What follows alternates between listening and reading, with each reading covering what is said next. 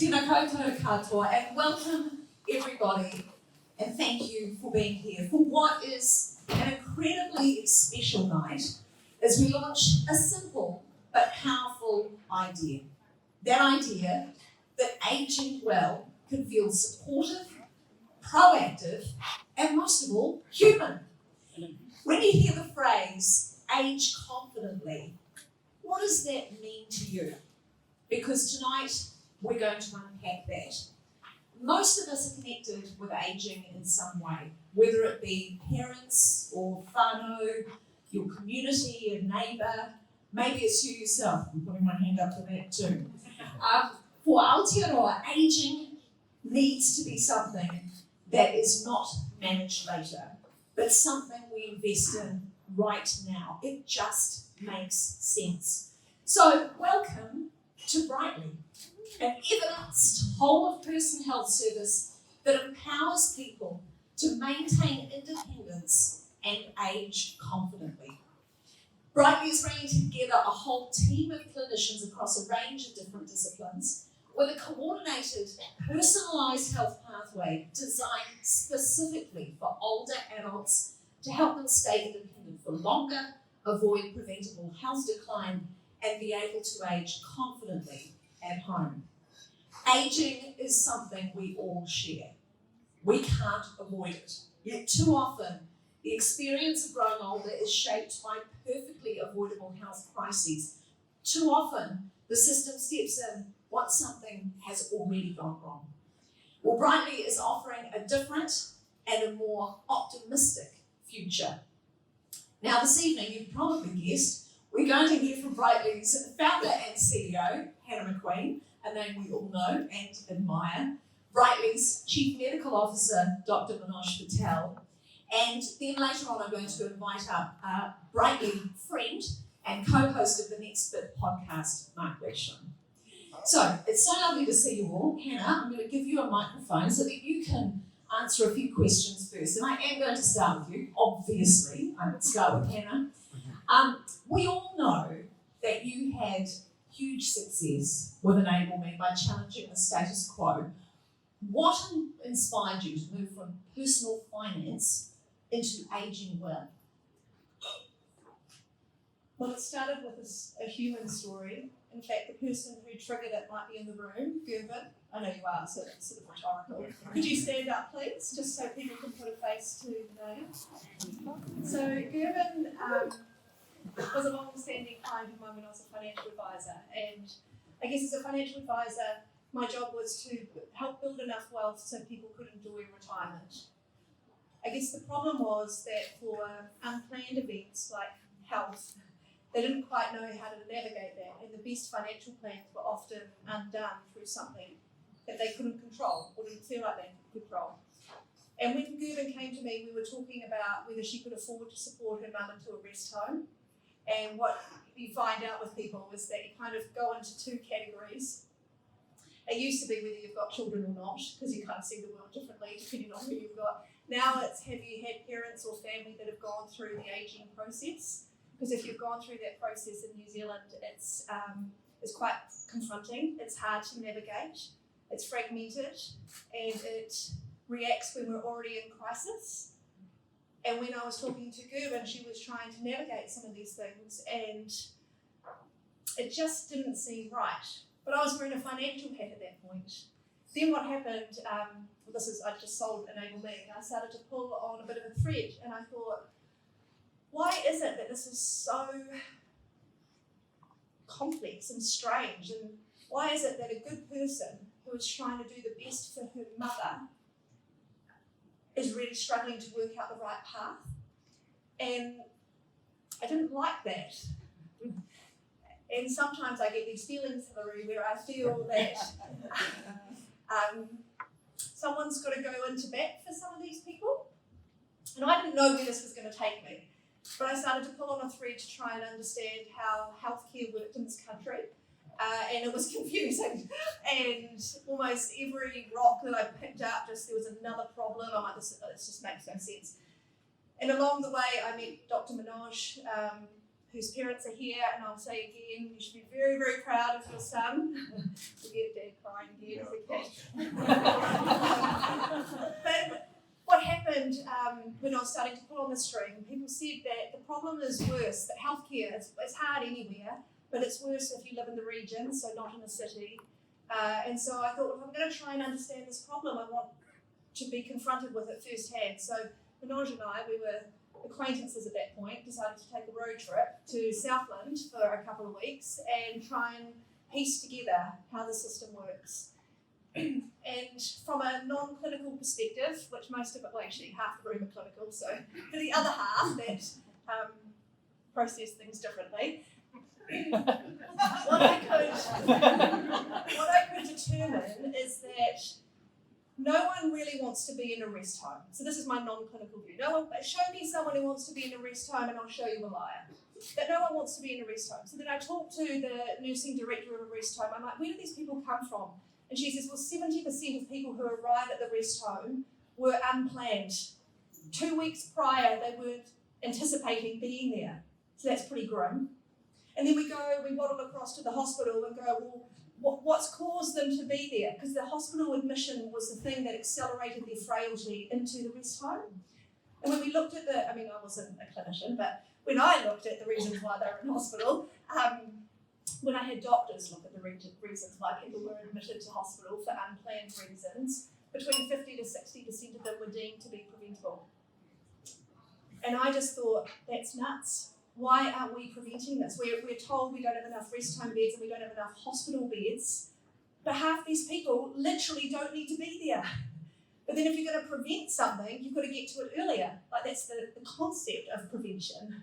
And so if you're going to get there earlier, you need to go to your doctor. But we don't have enough doctors.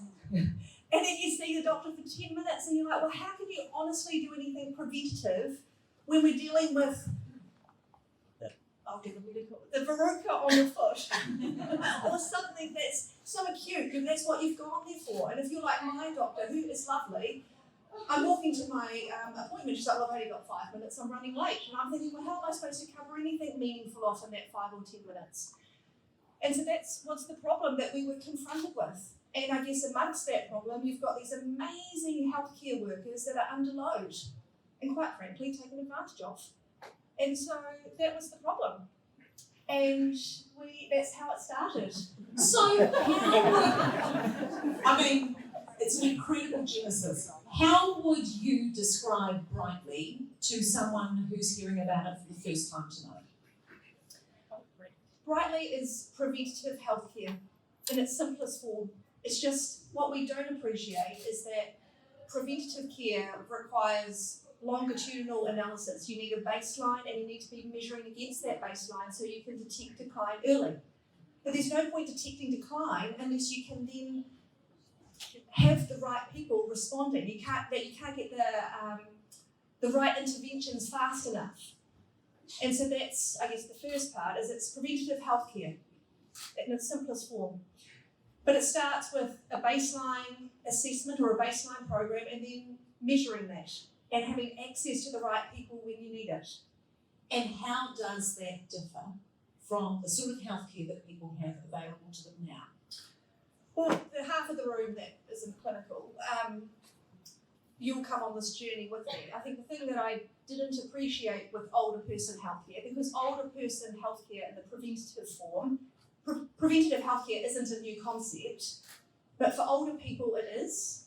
And this is the part that I didn't fully appreciate. It's unique because older person health cuts across so many different domains. I really feel like you should be talking, but I'm going to hold this one.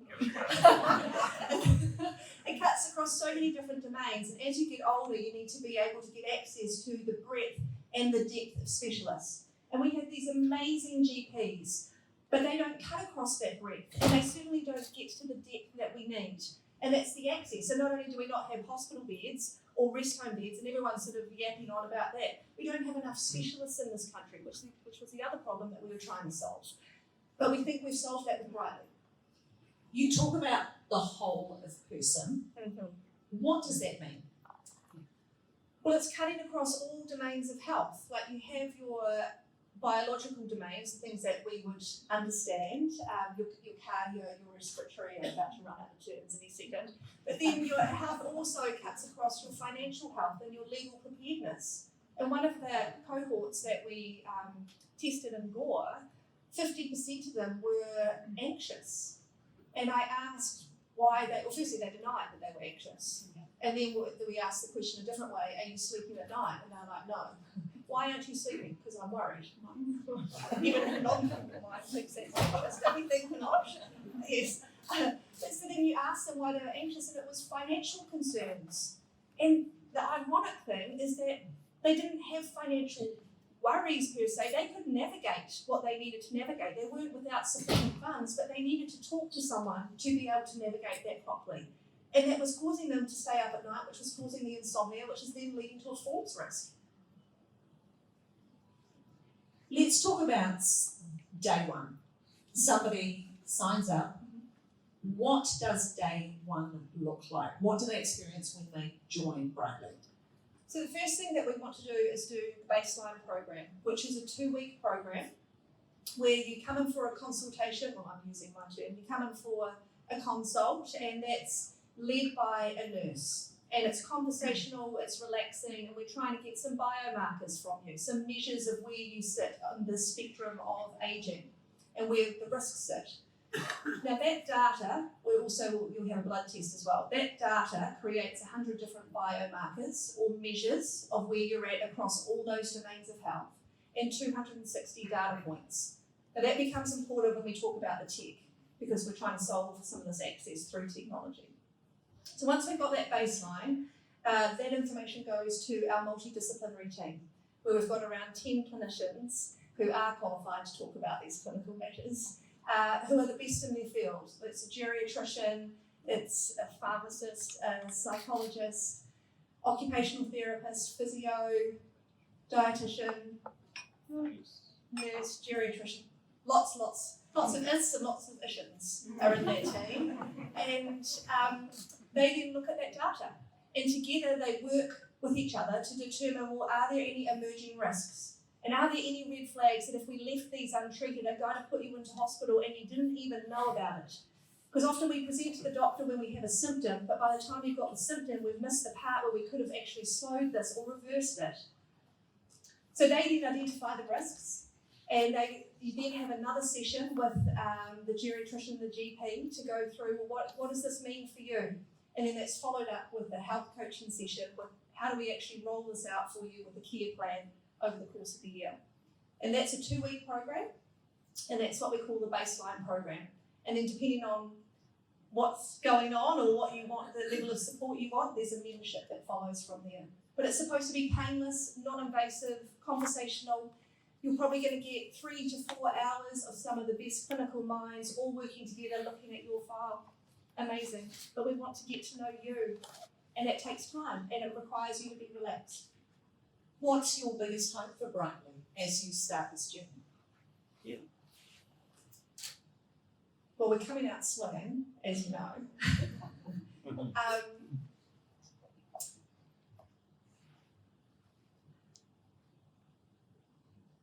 I would like to change the future for people who have no one to advocate for them. That's what I would like. I would like to lead innovation from New Zealand, and I'd like to take it to the world.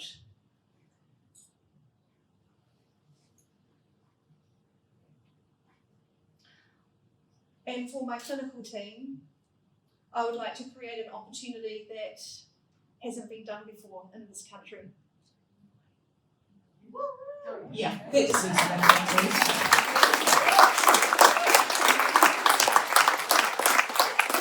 Thank you so much, Hannah. And speaking of your clinical team, I'd ask you to hand the microphone over to Dr. Manoj Patel. And I'd like to ask you, for those in the audience meeting you for the first time tonight, tell us a bit about what attracted you to being involved with Brightly. Yeah, it's been quite a journey, and I was reflecting on the kind of first moments that Hannah and I met. So the first thing was probably Hannah's way of being, her energy, the way she draws people in. that was interesting for me, but with the lens of wanting to make a real difference on health, a domain that she wasn't familiar with, just represented, that unique moment that you had someone really capable that would see that it wasn't kind of held back by if you work in health, you kind of look at it through a different lens. She wasn't held back by that, and she was really passionate about making a difference. So Hannah was one. The second bit was, aging has almost become a bit of a cliche. This tsunami of aging in New Zealand. But when you look around at the impacts it's going to have on healthcare and society at large, there's not a whole lot that's kind of happening that's kind of exciting. So the opportunity to make a difference in that space was really attractive for me. And then the third thing was I've spent most of my career working in large organisations, and it's, they've got a different starting point. But when you're starting from scratch, you can build a team, a culture, a way of doing things, which is quite unique, and enjoy the ride. From your perspective, what makes Brightly genuinely different from what already exists? Yeah, Hannah's touched on this, and I'll just explain it in my words. I talk about breadth and depth, and to be honest, I've kind of learned about this more so from my clinical colleagues over the last kind of 6 to 8 months. As we age, our health becomes more complex. There's no two ways about it. And it's complex from dimensions that you might not even appreciate. There's really good evidence to show that to age well, you need to have all these 16 domains that we cover really well nurtured and all kind of working in unison. Unfortunately, that breadth represents about 10 plus different clinicians, including financial legal support. So the opportunity for people to get access to that breadth is really quite difficult. It's even more than that. So the depth part of it is when you have a certain clinical or clinician type, or use a physiotherapist, that could be a GP, a dietitian. When you've got people that are really focused and experienced on older people's health, they just look at things through a completely different lens. When our clinical team looks at a client that comes through, light bulbs just go off in a way that other clinicians are not trained to do. So you need that breadth and you need that depth. And frankly, it's impossible to get in New Zealand, but we're making it possible. This is a huge undertaking. What gave you the confidence that this team could deliver something of this scale and complexity? Yeah, two things.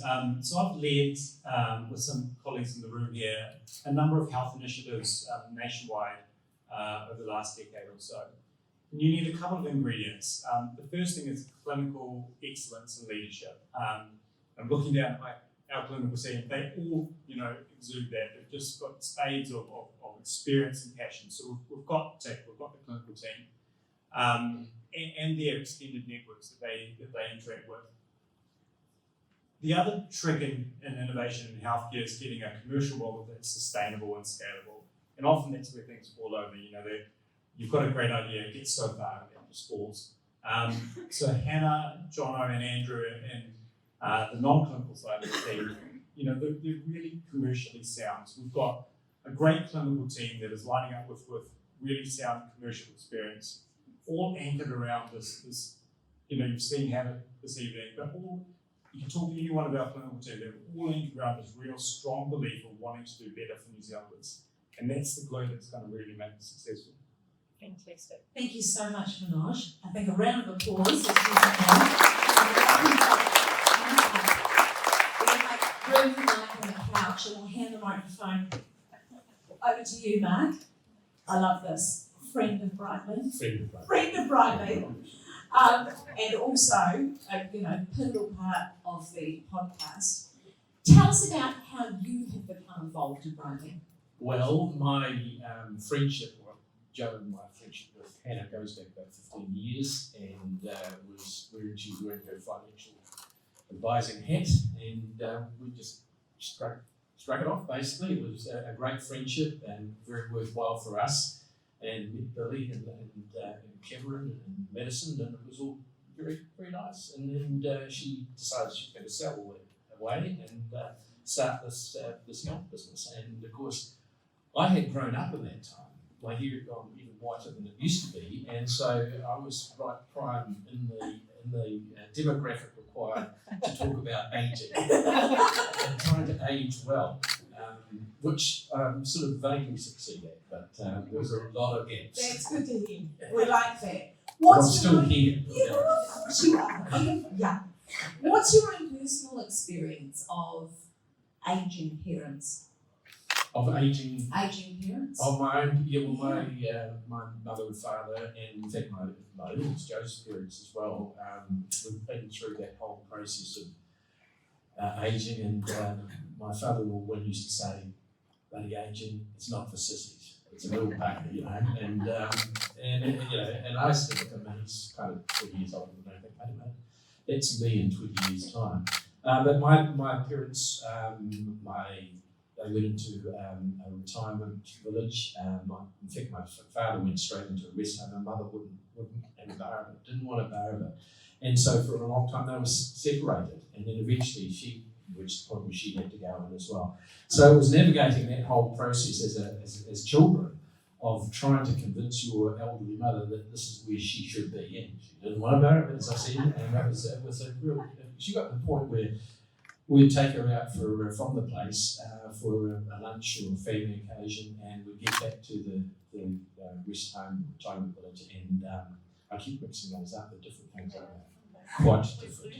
We've heard this in the podcast that the retirement village is quite different from the rest. Anyway, we'd drop her back, and then she would simply refuse to get out of the car. And you try and convince your mother, who's always told you what to do, that this is what you've got to do. It's really hard and really challenging.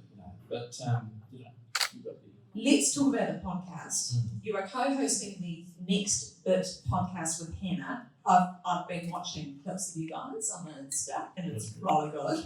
Can you give us a flavour of what the podcast is about? Well, it's basically learning. So we're trying to show people all the different elements of aging and explaining it with Hannah and myself, and we have the experts come. For example, we had Juliet Brooks is here tonight, and she's someone I've never heard of, a clinical pharmacist. I think I get it right. Is that right? Vaguely close. So she basically analyses the pills you take, and for many of us, and I'm a classic example of this, you get to that for some reason you need some medication, and I'm not really that good at reading the little small print about when you should take it. There's a classic example of where I got wrong, where it actually stated you should take this at night before you go to bed. And I missed one night, so I just got up the next morning, took the medication, and then about 11 o'clock, I started to sort of doze off a bit. And I thought, that's really tired suddenly in the middle of the day, isn't it? Okay. And so the next day I did the same thing again, and the same thing. Eventually I figured out, I think Joe might have read it for me, that take it at night. When the doctor says take it at night, that's the best idea. So anyway, Julia Brooks, she analyses all the medication you have and decides whether or not you should be on that medication. Many of us get given medication when you're 40, and at 60 you're still taking it, and you don't really think much about it. And this is what causes real problems when you add to that medication with other stuff, and it can become a cocktail of disaster. And one of the big issues, of course, is falling, and that's what leads to going to a hospital, and then leads on to rest home, and months later you're in real trouble. So, it's fascinating. What was the other one? The geriatrician talking about the various things like falls and the various traps that you go through as you age, and how to kind of prevent those and be aware of them. So it's a podcast, it's chatting with people who know what they're talking about. That's fantastic. I love that there's these branches to Brightly, which is wonderful. Thank you so much, Mark. Now, we want to open up the floor to the audience in case anybody has any burning questions. We can come and provide a microphone to you so you can ask your questions. How many are supporting an aging parent in the room? Yeah, a lot of people. I'll continue asking a couple of questions, but if you have a question, please put your hand up. but I will ask Hannah, who's got the microphone, what is the value in having a Brighton membership? Well, it's all about preventing decline and getting to, if you detect decline, getting to it early to slow, reverse, or manage it better. It's about improving your quality of life and about maintaining independence for as long as you can. And how, I'm going to stand up in case so that I can see any hands if anyone. Has anyone got a question? Oh, they're all so sharp. It's been such a oh, you too. Sorry. No, this is good. Come down. Thanks. My question is, how does it work? Like, you have an initial consult, and then what is the process from there? So this isn't health insurance, right? No. No. There's a problem with health insurance is it kicks in after the problem's Something's happened. happened. And we're trying to prevent the problem. But if there's any insurance people in the audience, we still like you. Do you want to talk to it? So the assessment has been developed by our team. So with very specific questions to get all the pertinent information across the 16 domains within about an hour, and some measurements that we do, like some blood pressure points. We've developed this digital system which allows us, so the nurse to focus on doing the assessment. We use AI to help collect the information so the nurse is not focusing on the computer, but focusing on you. As soon as the assessment's completed, our multidisciplinary team gets notified. They can come in and look at the information. They do their own independent review, and then they come together and they do a team discussion around each patient. So you're getting the individual wisdom and the collective wisdom of the team operating. A report is generated thereafter, which focuses on your key priority areas. We bucket them up. And then our GP does a virtual meeting consult with you to present back to you and to have a dialogue with you about what's found. Thereafter, we have a session with a health coach, which is then shifting the discussion away from what's going wrong to what are your goals and what do you want to achieve over the next 6 to 12 months, and how do we layer those in a way that's achievable and sustainable. So beyond Freeman's Bay and Remuera, where are your next clinics going to open? So we are wanting to have 10 clinics open by the end of the year. We'll have a couple opening up this quarter, I think, on the shore. And the objective is to have 50 clinics open next year. I love it. So you're going to go in, you might as well go in guns blazing, right?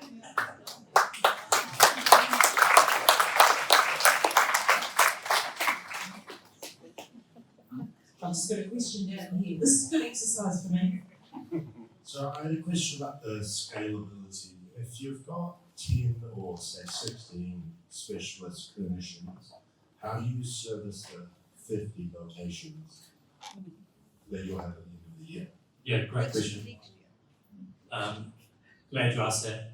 Look, when we started this journey, the breadth and the depth I talked about is a scarce resource. There are not enough geriatricians, pharmacists, clinical psychologists, let alone those that have a deep level of experience within older people's health. So from day one, we've developed and have been developing a digital system to enable scalability. Effectively, what it does is there's a term in healthcare called operating top of scope. I'm not sure if you're from healthcare, but we're really dialing that up in a way that technology takes all the manual tasks away from the clinical interaction, from the workflow. We've got a really tight workflow, and the technology supports the clinician to do their bit of it in a really effective way. So those 10 clinicians we talked about are our first, they're the leaders that have been developing the solution, but every single one of them has got the next 5 clinicians we're going to bring in under them to work within that model. So we've been thinking about it from day one. Frankly, that's the only way you're going to unlock this challenge in healthcare of not enough resource. And we're really confident we've got a model that's going to work. So each clinic, we will have physical clinics in, at the moment, GP practices. So that might be where you see us. We intend to build some Brightly health hubs next year. Separate to that, when we talk about that top of scope, what that means is that our specialist team, with that technology and with the use of AI, can see 5 times the number of patients for the same amount of time as the current system permits. So that's incredible.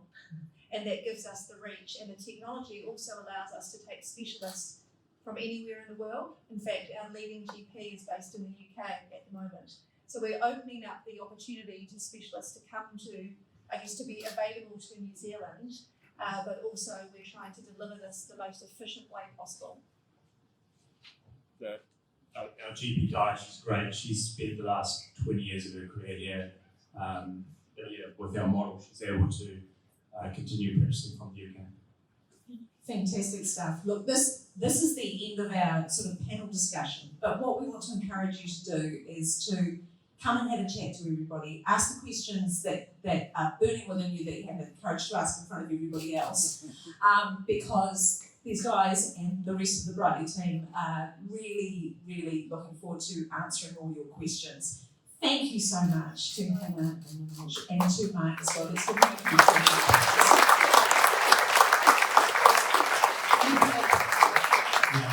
Can I actually ask our clinical team to stand up? Because you've got Great to talk to idea. them. So they're all hovering in that corner. These are the people you need to These are throw all legends. questions So to. it's wonderful people.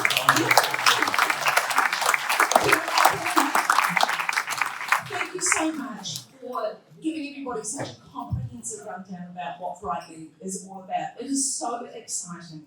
Having known you, Hannah, for a number of years through Enable Me, Enable us all, certainly, I need Brightly right now.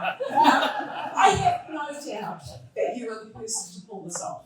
Truly, your energy is absolutely infectious, and I just love that you saw a problem and you wanted to fix it, and you're going to fix it, and you're going to change the lives of thousands and thousands of New Zealanders. So thank you from one of those New Zealanders. So